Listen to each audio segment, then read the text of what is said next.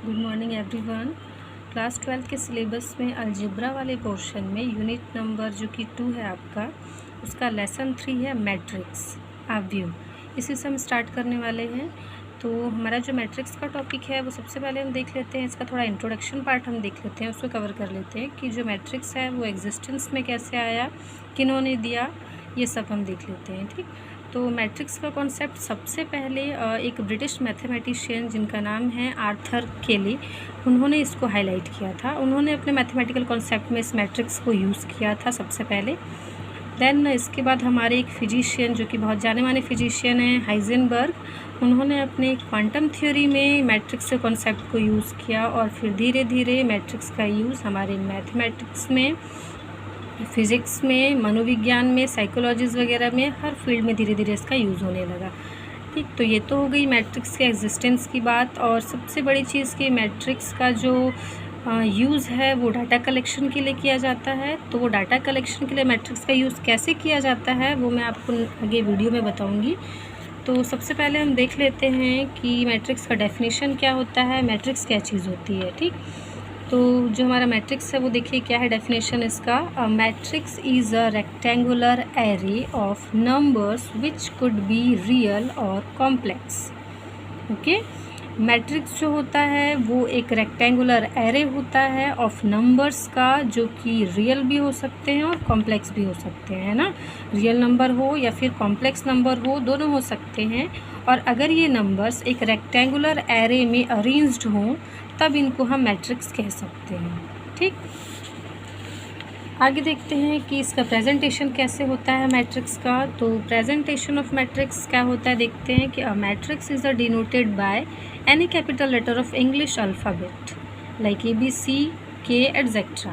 Okay, matrix को हम किसी भी कैपिटल लेटर, इंग्लिश का कोई भी कैपिटल अल्फ़ाबेट जो होगा जैसे कि ABC एट्सेट्रा कुछ भी, उससे हम उसे डिनोट कर सकते हैं। ठीक, and also matrix is always represented by capital bracket और स्मॉल ब्रैकेट और अ डबल बार। ओके, मैट्रिक्स को हम हमेशा रिप्रेजेंट करते हैं किस सिंबल के थ्रू, तो स्क्वायर ब्रैकेट, इसके अंदर इसके एलिमेंट्स होते हैं, या फिर स्मॉल ब्रैकेट आप ले सकते हो, या फिर ये डबल बार यूज़ करते हैं। ठीक है, इन तीनों में से आप कोई भी सिंबल को यूज़ करके मैट्रिक्स को डिनोट कर सकते हो।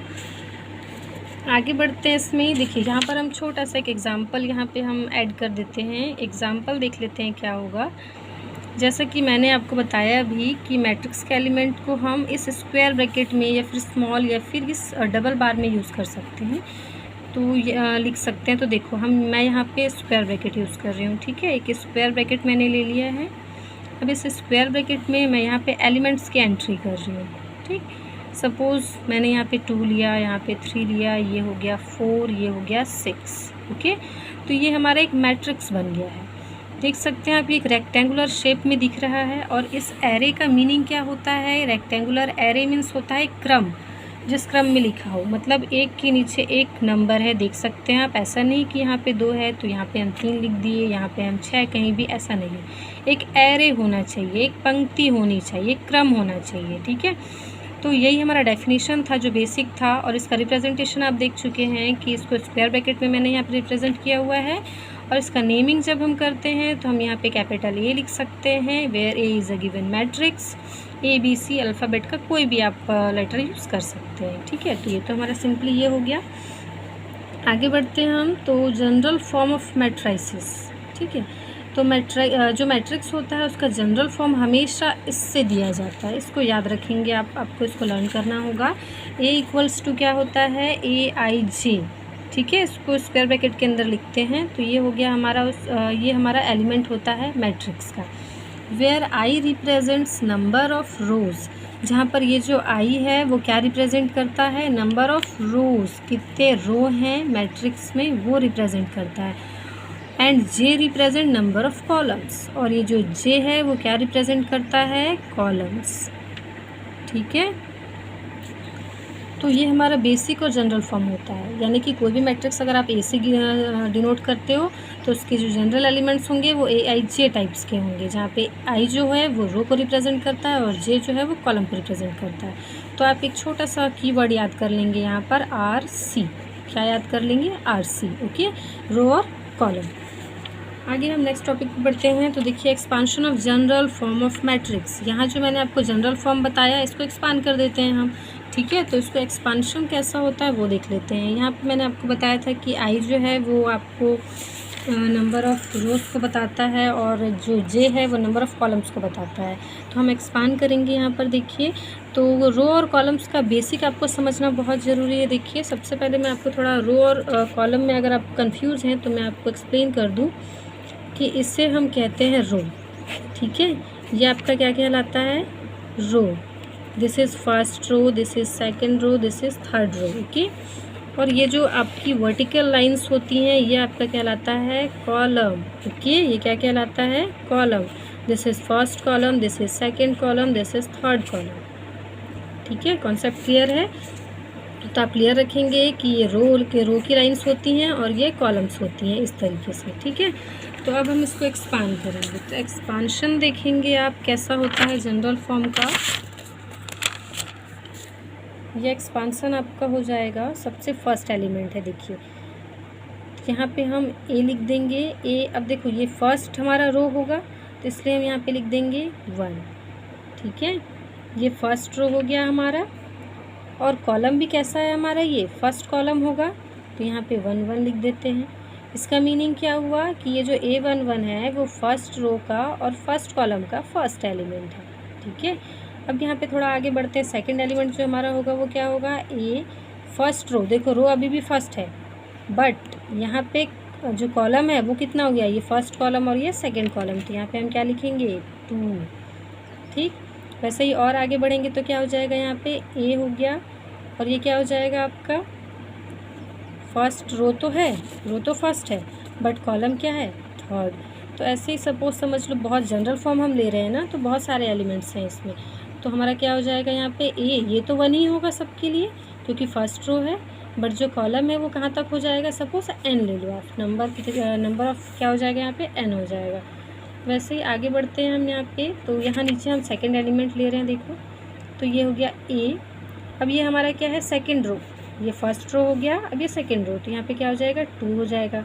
बट यहाँ पे क्या हो जाएगा, नंबर ऑफ़ एलिमेंट क्या होगा, ये कॉलम तो क्या है, ये फर्स्ट है ना, तो ये A211 हो जाएगा, ठीक। यहाँ पे भी नंबर ऑफ़ रो तो सेकेंड है बट नंबर ऑफ़ कॉलम क्या है, 2, ठीक। वैसे ही ये नंबर ऑफ़ रो क्या है, यहाँ पे सेकेंड रो ही है बट कॉलम क्या है, ये थर्ड हो चुका है। तो देखो इस तरीके से एलिमेंट्स आगे बढ़ते गए। तो यहाँ पे क्या हो जाएगा, ये A2N। 2 क्यों है, 2 सब में सेम है क्योंकि ये सेकेंड रो है, क्लियर है। वैसे ही यहाँ पे हमारा क्या हो जाएगा, आप देखोगे इसी तरीके से हम इस लाइन में आगे बढ़ते जाएंगे। और यहाँ पे हमारा देखो लास्ट लाइन में सीधे लिख रही हूँ क्योंकि यहाँ पे देखो क्या वेरिएट हो रहा है, ये A11 है, ये 2 है, ये 1 हो गया, ये 2 हो गया, धीरे धीरे 3 4 होते होते ये कहाँ तक जाएगा। सपोज़ मैंने M ले लिया, क्या ले लिया यहाँ पे मैंने, M। बट ये 1 तो सब में 1 ही है तो यहाँ भी 1 ही रहेगा, ठीक।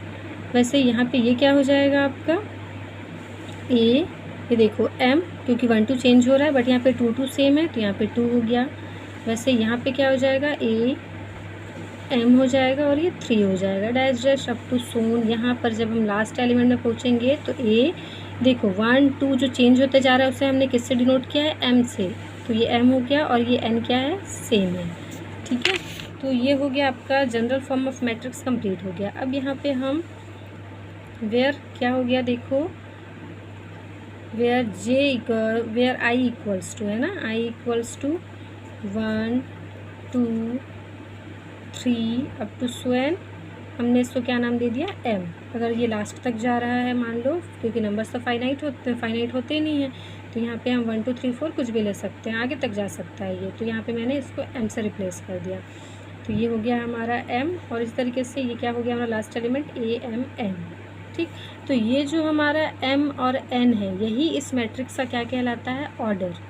क्या कहलाता है, ऑर्डर। तो ऑर्डर को हम कहाँ डिनोट करते हैं, कहाँ पे लिखते हैं, यहाँ पे M/N, ठीक है। ये इसका क्या कहलाता है, ऑर्डर। M×N भी आप इसको रीड कर सकते हो या आप इसको M/N भी रीड कर सकते हो। ये तो हो गई बात मैट्रिक्स के एलिमेंट्स की, ठीक है।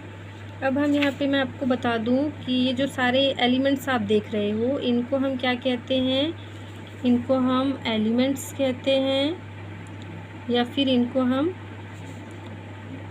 एंट्रीज़ भी कहते हैं इन्हीं को, ठीक है, या फिर हम इसी को क्या कहते हैं, कॉन्स्टिट्यूएंट्स भी कहते हैं, ठीक। ये तीनों वर्ड्स इन एलिमेंट्स के लिए ही यूज़ किए जाते हैं, ठीक है। तो यहाँ तक आपको क्लियर हो गया होगा। एक्सपांशन ऑफ जनरल मैट्रिक्स जो है आप देख सकते हैं, इसका एक्सपांशन हमने कर दिया है। इसका ऑर्डर जो है वो m क्रॉस n से दिया गया है। तो एक चीज़ आप याद रखेंगे कि जनरल मैट्रिक्स का ऑर्डर हमेशा m क्रॉस n या m बाई n से ही दिया जाता है, ठीक। अब आगे देखते हैं, आगे हमारा नेक्स्ट टॉपिक है ऑर्डर ऑफ मैट्रिक्स, ठीक। तो अभी भी मैंने आपको बताया कि ऑर्डर ऑफ मैट्रिक्स क्या होता है। तो जनरल ऑर्डर, जो जनरल फॉर्म का जो मैट्रिक्स होता है उसका ऑर्डर तो हमेशा m बाई n होता है। तो वही चीज़ मैं यहाँ पे आपको बता रही हूँ, देखो कि जनरल फॉर्म ऑफ मैट्रिक्स जो होता है, जनरल फॉर्म ऑफ मैट्रिक्स क्या होता है हमारा, A इक्वल्स टू AIJ होता है, ठीक। तो इसका जो ऑर्डर होता है वो हमेशा m बाई n होता है, m क्रॉस n होता है, ठीक। जहाँ पर m क्या होता है, नंबर ऑफ़ रोज़ होता है, और n क्या होता है, नंबर ऑफ़ कॉलम होता है, ठीक। तो ये दोनों चीज़ें आपको क्लियर हो गई। अब मैं कुछ एग्जांपल से आपको बता दे रही हूँ। जैसे देखो, ये मैंने एक फर्स्ट मैट्रिक्स लिया हुआ है, सपोज़ मैं इसको डिनोट कर रही हूँ B से, ठीक। तो इसके जो एलिमेंट्स हैं वो हैं 6, 8, 3, 4। ये हो गया हमारे पास एक मैट्रिक्स। तो इसका ऑर्डर क्या देखेंगे, इसमें कितने, सबसे पहले मैंने आपको बताया था रो होता है फिर कॉलम होता है। तो यहाँ पे हम गिनेंगे रो कितने हैं। तो ये फर्स्ट रो, ये सेकंड रो, इट मीन्स ये तो रो की प्लेस पे 2 आ गया बाय। अब कॉलम कितने हैं, तो 1, 2। तो इस मैट्रिक्स का ऑर्डर क्या है, 2 बाय 2, ठीक। हमारे पास जो गिवन मैट्रिक्स है B, उसका ऑर्डर क्या है, 2 बाय 2। ये हो गया। अब एक एग्जांपल और देख लेते हैं हम। जैसे कि सपोज़ मैंने एक मैट्रिक्स लिया हुआ है P, ठीक। तो इसमें एलिमेंट्स हैं कुछ इस तरीके से 2, 3, 4, 5, 6, 8, 3, 2, 3 है और 5, 6, 4 है। इस टाइप से हमारे पास एक मैट्रिक्स है, ठीक। तो हमने, आप कोई भी नंबर से यहाँ पर ले सकते हो। तो ये हमारा एक मैट्रिक्स हो गया। इसका ऑर्डर क्या होगा देखेंगे, यहाँ पे कितने रो हैं, 1, 2, 3। तो number of rows is 3 and number of column is 1, 2। तो ये जो मैट्रिक्स हमारे पास P है उसका ऑर्डर क्या है, 3 क्रॉस 2 या फिर 3 बाय 2। तो इस तरीके से हम ऑर्डर बताते हैं किसी भी मैट्रिक्स का। और अगर आपको एलिमेंट ऑफ मैट्रिक्स पूछा जाए कि number of elements, total elements कितने हैं मैट्रिक्स में, तो बहुत सिंपल है। देखो 3 क्रॉस 2 है तो आप इसका मल्टीप्लाई कर दो, 3 2 ज़ा 6, गिन लो यहाँ पे 1 2 3 4 5 6 एलिमेंट्स हैं। तो जो उनके ऑर्डर्स होते हैं उनका प्रोडक्ट ही उनमें क्या होता है, एलिमेंट्स, नंबर ऑफ़ एलिमेंट्स हो जाता है, ठीक। तो एक तो ये चीज़ आपको क्लियर हो गई। अब मैंने आपको कहा था कि मैं आपको बताऊंगी कि डाटा कलेक्शन के फील्ड में इस मैट्रिक्स को कैसे यूज़ करते हैं ना, इस मैट्रिक्स का यूज़ क्या है। तो देखिए, मैंने यहाँ पे एक क्वेश्चन लिया हुआ है कि रिया के पास 3 आम, 4 सेब, 6 संतरे हैं, ठीक। और रोहन के पास 8 आम है, 5 सेब हैं और 4 संतरे हैं। और रिंकी के पास कितने आम हैं, 11 आम है, 7 सेब है और 15 संतरे हैं। तो ये मैंने एक क्वेश्चन लिख के रखा हुआ है। इसमें आगे और भी कई सारे लाइंस ऐड हो सकते हैं। आप जितने चाहें उतने पर्सन्स के नेम इंक्लूड करके क्वांटिटीज़ को बढ़ा सकते हैं। तो ये क्वेश्चंस जो हैं वो कितने बड़े हो गए, इनको स्टोर करने के लिए काफ़ी प्लेस और स्पेस की ज़रूरत पड़ती है ना। तो इसको रिड्यूस करके आप एक मैट्रिक्स के फॉर्म में लिख सकते हैं। बहुत सिंपल है, देखिए कैसे। सपोज़ ये मैंने एक मैट्रिक्स बना दिया सबसे पहले। अब यहाँ पे मैं जो है वो क्या लिख दूँगी, आम, जो फ्रूट्स हैं वो लिख देती हूँ मैं। आम हो गए, सेब हो गया और क्या हो गया हमारे पास, संतरा हो गया, ठीक है। यही 3 फ्रूट्स तो हैं हमारे, वेरिएबल्स हो गए XYZ, समझ लीजिए इसको, ठीक। अब ये जो हमारे पास देखो, आम जो है वो कितने हैं, 3, सेब कितने हैं, 4 और संतरे कितने हैं, 6। सेकंड पर्सन, ये तो हमारा देखो इधर पर्सन्स नेम हो जाएगा आपका। सबसे फर्स्ट क्या है, रिया, सेकंड नंबर पे है रोहन और थर्ड नंबर पे है रिंकी, ठीक। तो ये डाटा कलेक्शन देखिए किस तरीके से हो जाएगा आपका, बहुत कम स्पेस में। तो रिया के पास 3 आम हैं, 4 सेब हैं, 6 संतरे हैं, जबकि रोहन के पास 8 आम हैं, 5 सेब हैं और 4 संतरे हैं। और वैसे ही रिंकी के पास 11 आम हैं, 7 सेब हैं और 15 संतरे हैं। तो देखिए ये क्वेश्चन को कितना स्पेस लगा और ये क्वेश्चन को कितना स्पेस लगा, और ये डाटा एंट्री बहुत ही ईजिली हो जाता है। ठीक, तो यही आपका मैट्रिक्स का डाटा कलेक्शन के फील्ड में यूज़ है कि आप कितने भी बड़े क्वेश्चन को शॉर्ट करके लिख सकते हो और उसका जो सोल्यूशन है वो फाइंड कर सकते हो। जैसे आपको सिंपली पूछा जाता है कि सबसे ज़्यादा फ्रूट्स किसके पास हैं, तो आप सिंपली उसको ऐड करके तुरंत बता सकते हो सबसे ज़्यादा किसके पास है और सबसे कम किसके पास है। ठीक, तो ये तो आपको कुछ बेसिक कंसेप्ट हो गए मैट्रिक्स के बारे में। आज जो हमने रीड किया वो सब बेसिक कंसेप्ट्स थे मैट्रिक्स के। नेक्स्ट वीडियो में मैं आपके लिए कॉन्सेप्ट टाइप्स ऑफ मैट्रिसेस लेकर आने वाली हूँ कि मैट्रिक्स से कितने टाइप्स होते हैं और उनकी प्रॉपर्टीज़ क्या क्या होती हैं। तो अगर आपको मेरा ये वीडियो अच्छा लगा हो तो इसको प्लीज़ लाइक और सब्सक्राइब कर लें ताकि मेरे अगले वीडियो की नोटिफिकेशन आपको मिल सके और आप आगे के स्टडीज़ कंटिन्यू कर सको। Thank you for watching students.